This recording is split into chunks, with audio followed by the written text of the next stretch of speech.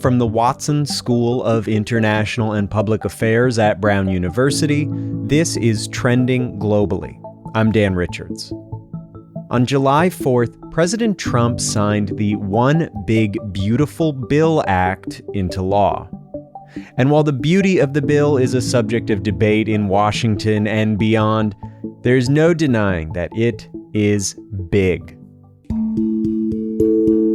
The bill contains trillions of dollars in tax cuts and hundreds of billions in new spending. To pay for all of this, it also introduces over $1 trillion in cuts, primarily to Medicaid, food assistance programs, and green tech and environmental programs. Supporters of the bill say it will unleash a new era of economic prosperity in the United States. Critics say this bill benefits America's wealthiest citizens at the expense of its poorest. So, what will the effect of this bill be on American life and on our politics? And what can it tell us about the Republican Party today? To help answer these questions, I spoke with two experts in U.S. politics and policy at the Watson School. Eric Patashnik is a political scientist and author, most recently, of the book Countermobilization: Policy, Feedback and Backlash in a Polarized Age. Margaret Weir is a political scientist and most recently was the co-editor of the 2021 book Who Gets What? The New Politics of Insecurity. Here is our conversation.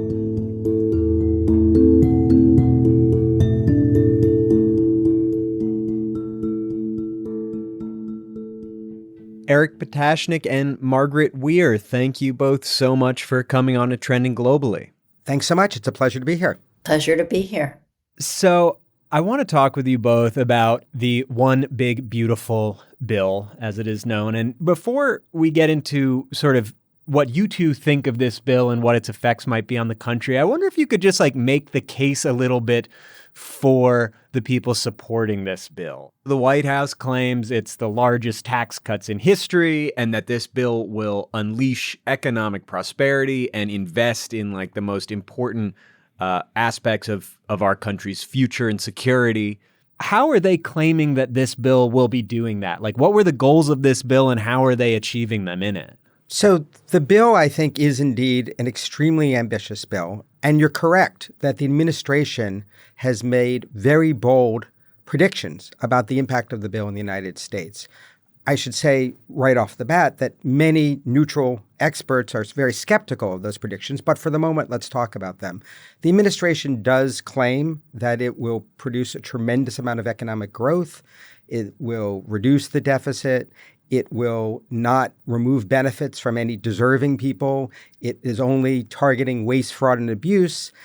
It will strengthen immigration enforcement, boost national defense. And so a wide variety of positive effects on the country is what the administration is claiming. So how are they doing that? I think one way the administration is doing that is in their analysis of the effects of the bill, they're using some assumptions about its economic impacts that are way out of the mainstream. So they are assuming positive feedbacks on economic growth, for example, that are orders of magnitude more optimistic than the Congressional Budget Office and other experts. And so that's part of it, is that they are just making assumptions about the impact on taxes, on business investment, stimulating growth, that many mainstream economists are very skeptical of. And is the proposed economic growth largely just coming from decreasing taxes, that kind of traditional conservative view that lowering taxes will unleash private investment? Or I think that's a big part of it. They're also assuming some deregulation will also foster economic growth. And they're ignoring or downplaying some of the negative effects of the bill, such as the impact of spending cuts on consumption and the way that will feed back into the economy, the way in which a larger deficit could lead to higher interest rates and crowd out private investment. So because they're making more optimistic assumptions on the front end, they're also sort of making more optimistic assumptions on the back end. And you put the two together, and it leads to a much rosier forecast than most people believe. Of course, economic growth is very hard to predict. This is an area where we have a good understanding of how policy works, but macroeconomy is extremely complicated. Nonetheless, I think it is fair to say that their forecast is not within the economic mainstream. All right, well, let's turn then to what you both think the effects of this bill most likely will be. Margaret, what do you think are going to be sort of the overarching effects of this piece of legislation? Well, I think the major effects of the bill will be to harm low-income people and to harm immigrants. This bill rewards winners and it people who are vulnerable. How so? Well, there's a variety. The way that they will address Medicaid with work requirements. Can you describe actually what work requirements really are in the context of, this bill and of these sort of programs we're talking about, like Medicaid and food assistance, for listeners who aren't familiar, because the details of these requirements for people who receive these benefits actually play a really big role in how this bill is kind of crafted and some of the concerns people have around it. So what are work requirements and what does it mean for people who receive these benefits?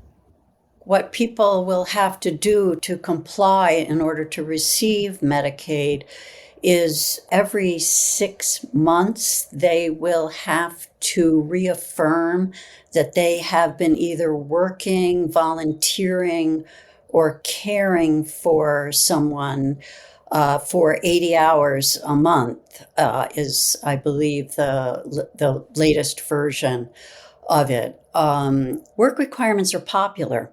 And that is one of the ways that they have been able to pass this by being able to say that they're popular and that people should be working and we should get rid of waste, fraud, and abuse. But we know that the various kinds of work requirements are creating an administrative burden that people find hard to comply with, and that's the way the savings will be achieved. And it seems clear from everything we know that they have the effect of pulling eligible people off the rolls. And some of the things also in food stamps, applying more SNAP benefits, applying more of these work requirements. Think people like young people leaving foster care now will have to comply with the work requirements. There used to be exemptions. Homeless people will have to comply with them. So there's a way in which it harms really the most vulnerable people while it rewards the people who are doing fine. I think that's the major impact of the legislation. Eric, what do you think? Are there other ways you see this legislation really shaping the country? Well, I certainly would echo and amplify what Margaret said. This is one of the most major, if not the largest, cuts in the social safety net in modern American history. So it is a dramatic scaling back of the federal government's commitment to provide income security and health insurance. By some estimates, this bill, along with some other changes, could erode as much as 3/4 of the gains in coverage that we saw under the Affordable Care Act, the ACA Obamacare. I think one needs to see this legislation as effectively a partial repeal of the ACA in many ways. How so? Well, one of the main provisions in the ACA to expand coverage was the Medicaid expansion. That was the way of significantly broadening the Medicaid program from the lowest income individuals and people with disabilities and children and others to people with more modest incomes. And that's been one of the main reasons we've been able to reduce the uninsurance rate in the United States. This bill really targets that population with work requirements, and it's doing it in ways that on the surface make a lot of sense to people. We have a strong belief in the work ethic in the United States. We've never fully accepted the idea that healthcare should be provided as a matter of right to all citizens. We still have an idea among many Americans that healthcare is tied to employment. But what we've seen is that those work requirements are really paperwork requirements. They're going to require people to demonstrate not only that they are employed, but that they filled out their paperwork correctly. And for a lot of people, including a lot of people who have families or caregiving responsibilities, they're struggling to make ends meet. Maybe they've moved. Maybe they didn't get an email. We all know government doesn't always work perfectly. A lot of people will fall through the cracks, including people who are fully eligible under the bill. And that is going to be something that could snowball over time. And we may find ourselves in a few years seeing that the rate of uninsurance in the United States has climbed significantly again. And so a lot of the progress the country's made in making healthcare more secure could be eroded. Something else you mentioned, Margaret, earlier was that this bill would have an effect on immigrants and immigration in the United States. And there are, I believe, hundreds of billions of dollars spent on immigration enforcement, the infrastructure of sort of enforcement and detainment and border control. Why did this type of spending become such a big part of the bill? And what do you think its effect will be? Well, the elements of the bill fit together in certain ways. So the tax cuts and the changes to the social safety net, those are things that really benefit rich people. And, there's two kinds of populism. One kind of populism is the people against the rich people. Another kind of populism is us versus them. And that's what Trump has leaned into. And the Republican Party have leaned into with this bill is an expansion of ICE is to demonize immigrants. We have a lot of 11 million or so unauthorized immigrants in the United States because we've failed to pass comprehensive immigration reform or provide pathways to citizenship. Most Americans agree there should be. Many, many law-abiding immigrants are now being caught up in this web. So, I see it as a kind of a populism to spur this kind of us versus them populism and othering people who don't have American citizenship and doubling down on that with support for ICE, these masked men who are abducting people without identifying themselves. And also with this enormous detention facilities that there's income for. It will be very difficult to unravel this whole new detention system. And, I fear what it does to America for people to be celebrating Alligator Alcatraz, which is the new detention center in Florida. So, I think that it will be unpopular. And there are public opinion polls that suggest that people prefer that there's a pathway to citizenship for law-abiding, unauthorized immigrants. But nonetheless, there will be interests that are dedicated to keeping this repressive apparatus in place. There is obviously more to this bill than we can possibly cover, but I wonder, is there anything that has stood out to either of you that really surprised you, kind of made its way into this bill, big or small, just of all the things that entered into the one big, beautiful bill? Well, I think in addition, we've talked about some of the safety net cuts and the vast expansion in immigration enforcement, as well as the tax cuts. But another important provision of this bill is essentially the unwinding of the green energy subsidies that were part of the Inflation Reduction Act, which was Joe Biden's major legislative accomplishment. And I think it was a little bit of an open question of how far this bill would go. Now, part of the Democrat strategy in the Inflation Reduction Act was to try to target some of the subsidies to red districts and to try to build up a constituency. And that strategy made a certain amount of sense because the IRA was a partisan bill, and so it didn't naturally have Republican support. They were trying to gain support, trying to entrench some of those commitments. The spending did not happen as quickly as some people would like. Nonetheless, there really were some jobs that were being created and some major investments. And I think it was not entirely clear ex ante how far this bill would go in repealing effectively some of those subsidies. And it's quite significant. And so in addition to the cuts in the safety net, it's really pivoting the federal government away from making mitigating climate change a major national priority. And that may also be a durable legacy of this bill.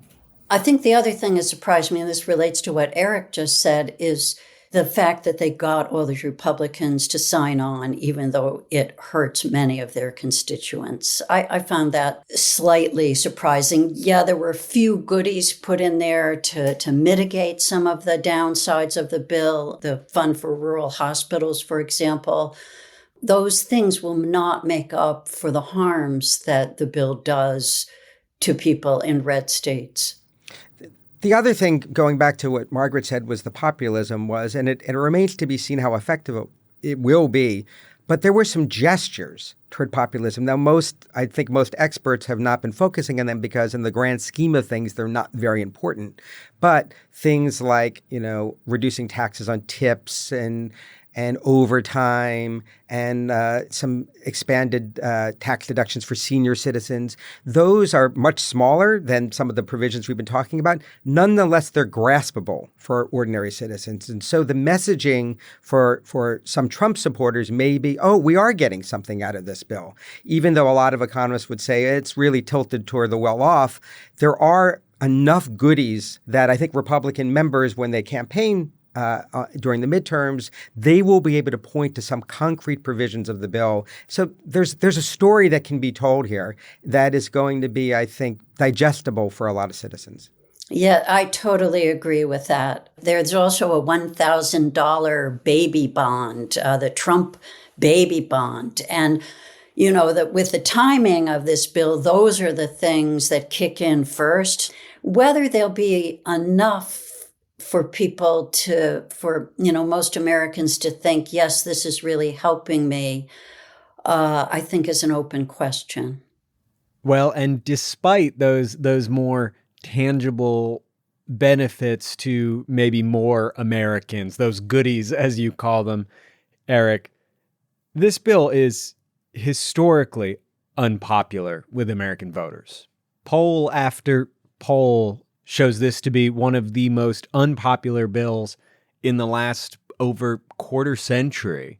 Why did Republicans craft a bill that was seemingly pretty unpopular? Well, I think that this was the legislative vehicle for moving forward the core of the second Trump administration agenda, which is extending the Trump tax cuts. And that has been since the 90s, the first, second, third, and 10th most important domestic priority of the Republican Party. Unlike, for example, the effort to repeal the Affordable Care Act in 2017, this wasn't a health care bill on its own. This wasn't an environmental bill. This wasn't an immigration bill. For many Republicans, this is a tax cut bill. And it was packaged together in a way with the most compelling, urgent domestic policy priority of the Republican Party, very important for donors. And that gave it a tremendous amount of momentum. There is also the element in the current Republican Party, even members that have concerns about the impact of this bill, whether they're concerned about the Medicaid cuts or the deficit or think it's fiscally irresponsible, are very fearful. They're fearful of direct reprisals. They're fearful of being primaried. And then procedurally, this was the vehicle through the reconciliation process with the slim majorities that was able to get through without Democratic votes, without a risk of a filibuster. In today's highly divided, contentious Congress, lawmaking is extremely difficult. And so this was the train that was moving, and you're going to get on the train or you're going to get run over by the train. And for most Republicans, there really wasn't a choice, even if they had some reservations about specific elements of the bill. The train metaphor is a nice metaphor because Trump was driving that train and he made it very clear that he was going to run over anybody who refused to agree with it. Along the way, they did add these sweeteners. I guess the whaling captains in Alaska now have some benefits they didn't have before, and a few other things like that benefit Alaska. And that's a traditional style making public policy in Congress. So they did a few of those things. But I think the main thing is that that was the train. It had the tax cuts, and Trump was driving the train, and he was going to run over anybody who got in his way. Well, and like you said, a number of the provisions in this bill won't even be felt in Americans' lives until after the midterms, like the work requirements we've discussed for Medicaid will likely not be implemented until the end of 2026. Yes. And, there's been a big discussion about will this cause backlash and how much of the risk. And for sure, we saw an effort by Republicans to manage those risks by pushing some of the elements after the midterms. But nonetheless, I think it is an open question about how strong the voter reaction will be, in part because hospitals and some other actors are already beginning to react to the anticipation of some of the loss of these revenues. And then some provisions are coming into play that were not in this bill, but will affect voters sooner. For example, the expiration of some expanded tax credits for the marketplaces in the ACA that make healthcare, if you purchase it, much more affordable. Those are going to expire. This wasn't in this bill, but it's part of the overall context this calendar year coming up. And so if people who buy health care on the marketplaces who are, a bit more affluent than the typical Medicaid recipient, if they find that their health care has gotten much more expensive, that might be noticed. But, these are the things that are going to be part of the campaign. Can the Democratic Party connect the dots for voters? Because it's a very large bill. It's very complicated. It's not easy to understand. Some of the elements are popular. How do you convince voters that there are specific outcomes, the closing of a rural hospital or, more expensive health care or the loss of something, that's directly attributable to this bill and to the Republicans in Congress and to Donald Trump, as opposed to, say, local office holders or others?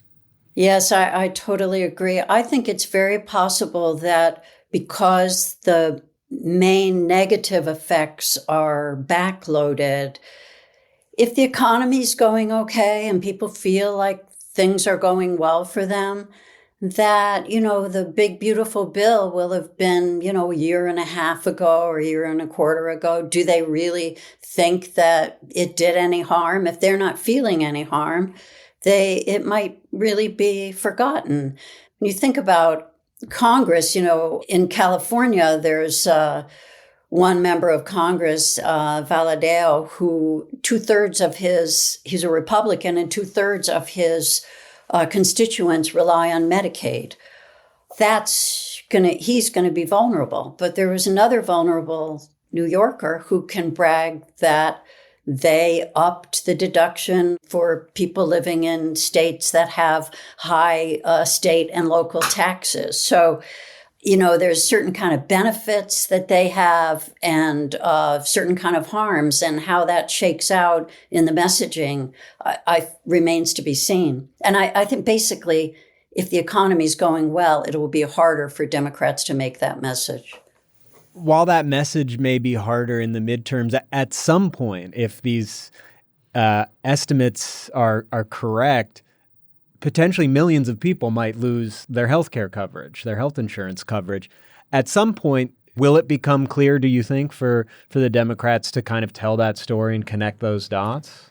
I very much agree with Margaret that ultimately it will be the interaction of this legislation in the economic context. So if we have a significant recession following the implementation of this bill, that will exacerbate the loss in coverage. And that will also increase even more the fiscal problems that the nation's facing. I mean, one of the biggest legacies of this bill is the increased risk of a significant fiscal crisis. How so? Well, no one can predict when that will happen, but I believe the projection is this bill will increase the federal debt by something like $3 trillion over a decade. That is a significant amount of money. And as a share of the economy, we are reaching unprecedented levels in times of peace.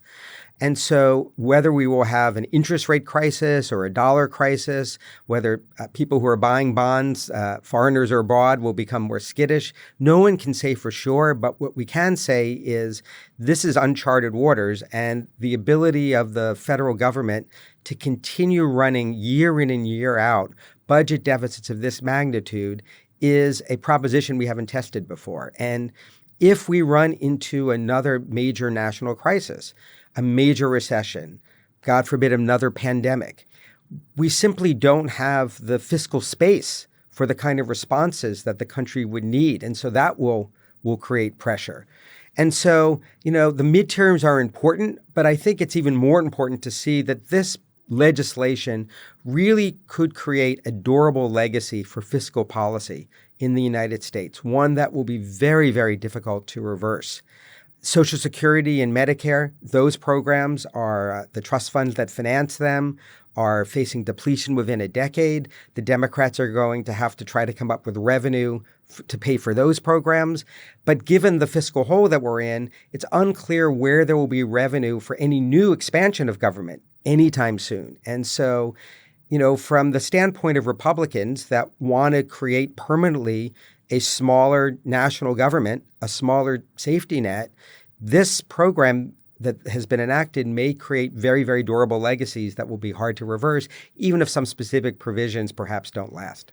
I agree very much with this, that it may create a durable legacy. It's very hard to raise taxes in the United States. And really, ever since Reagan, Republicans have left office with deficits that then Democrats struggle to deal with. Clinton, when he came into office, complained that he had to act like an Eisenhower Republican because the deficits were so high that they couldn't do as much spending as they wanted to. I mean, this is a playbook that they've done for 40 years to reduce the size of government. Congressional Republicans say that, no deserving people are going to lose their food benefits or their health insurance coverage, but many independent estimates suggest that people will. I wonder, is there anything that states can do going forward to help protect people from losing health insurance or losing these benefits to counteract any of these potential effects of the bill?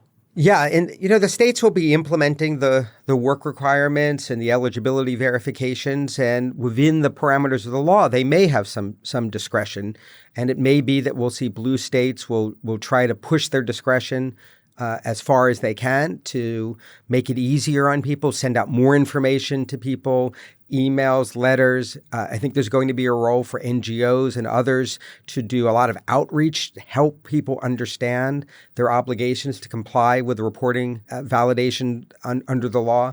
And so, yes, I think that's going to be extremely important in the coming years. I mean, it is possible, we don't know, but it is possible some of these Medicaid changes could be reversed. It's hard to know whether to take him at his word, but Senator Hawley, for example, even after he had raised concerns about the Medicaid cuts before the bill, he voted for the bill. Now, again, he is raising concerns.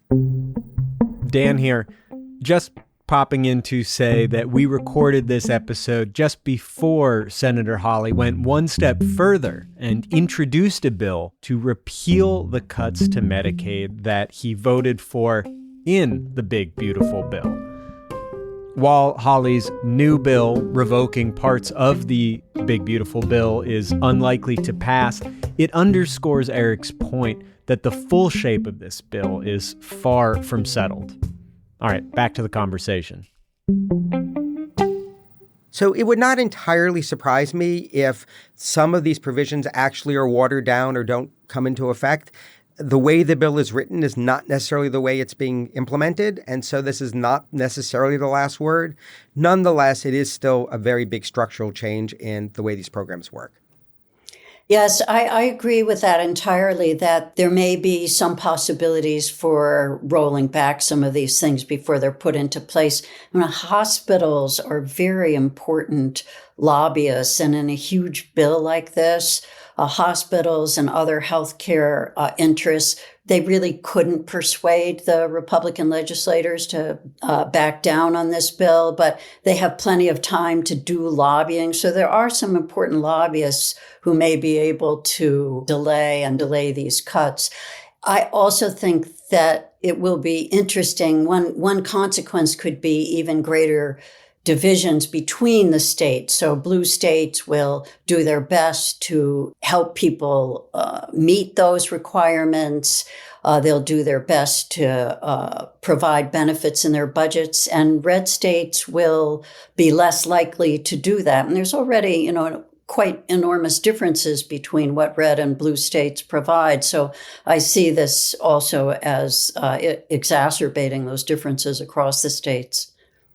Do you think this will be the last major piece of domestic legislation we'll see from the GOP in this Trump term? Is it truly kind of the one big beautiful bill and the rest will be Trump doing more sort of executive orders and tariff, whatever he's doing with tariffs? There's all kinds of legislation that they're going to have to pass over the next couple of years in terms of the budget, and there are questions about what the impact of it will be. There's versions of Trump's budget that make a lot more cuts to the social safety net, a lot of cuts to housing benefits, what's called housing choice vouchers, which help the lowest income people have affordable housing. It already only serves 1/4 of the people who qualify for it, that program, and there are more cuts to it in Trump's budget. So I think there will be many more possibilities for these cuts in the next year as they work through the budget process.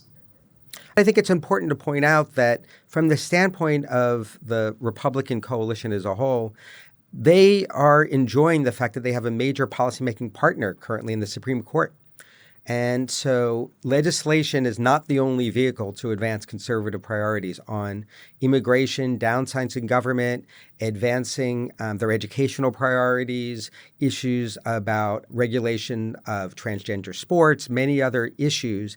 They may be able to advance their policy goals without passing laws because the Supreme Court has shown that it is willing to be quite activist in forwarding the agenda of their coalition. And so legislation always remains important, but in some ways it's not the only game in town right now because of the partnership that the Trump administration has with the judicial branch. I would say it's not the whole judicial branch. It's the Supreme Court. Yep. Many of the lower courts and the appellate courts have ruled against Trump, only to be reversed by the Supreme Court.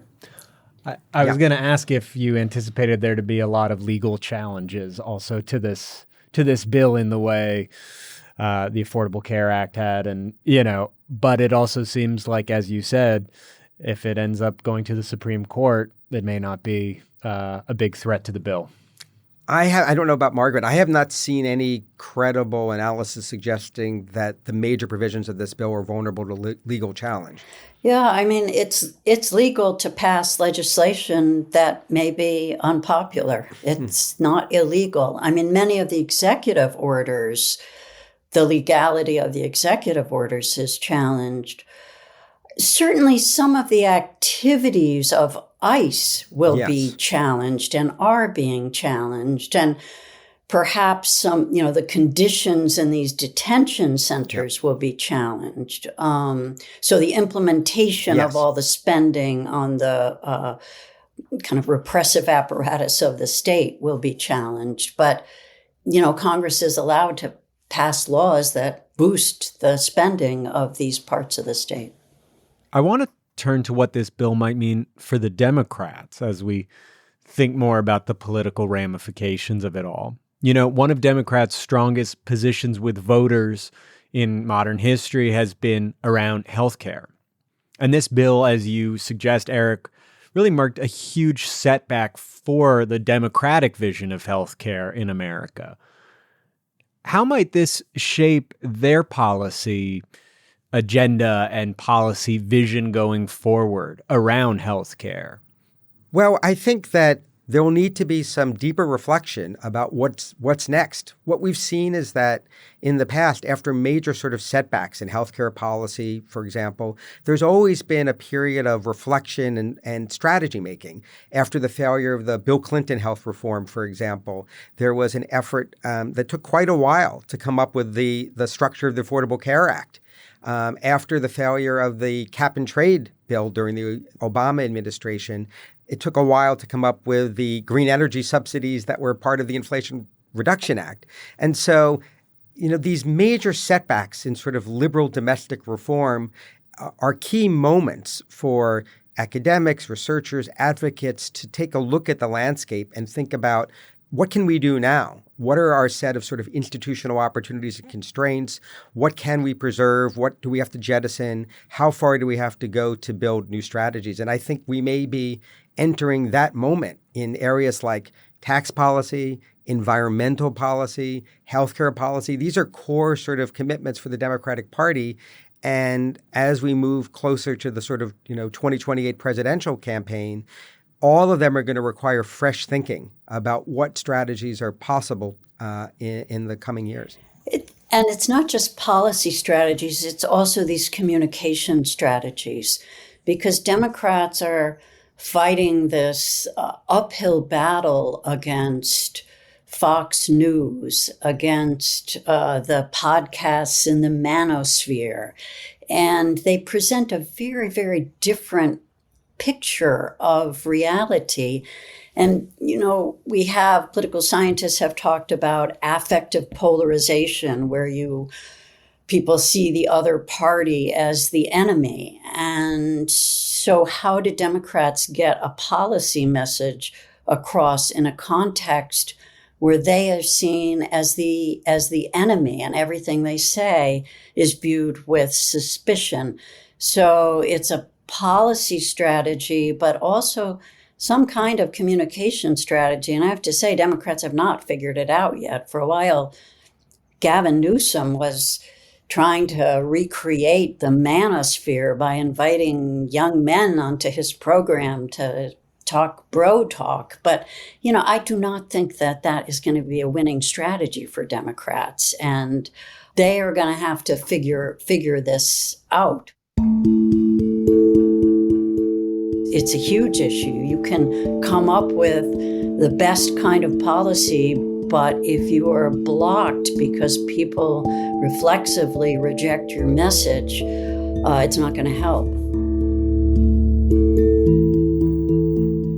Well, both in terms of the practical effects of this bill on Americans and the effects of it on our politics and how it will shape the strategies for both political parties. You have given us so much to think about. So thank you both for coming on to Trending Globally, and hopefully we can have you both back on in the future to talk more about it. Thanks so much for having me. Thank you.